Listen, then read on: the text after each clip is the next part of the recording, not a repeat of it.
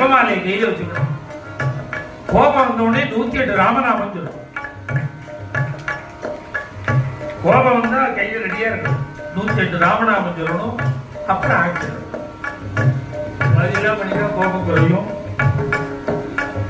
இது எதுக்கு சொல்லுங்க, அந்த மாமாவுக்கு ஏதாவது மாத்தினா கோபம் வரும். அப்ப பர்ஃபெக்டா இருக்காங்க. அதனால இன்னைக்கு அவரையும் ஸ்மரிச்சுக்கிறோம். ஏன்னா நாமும் ஆரோக்கியமா இருக்கணும். இது மாதிரி நாமளும் ஆரோக்கியமா இருக்கணும்னா அவர் ஆனா ஒரு விஷயம், இன்னி வரையில் சிவ பூஜையை விட மாட்டார்.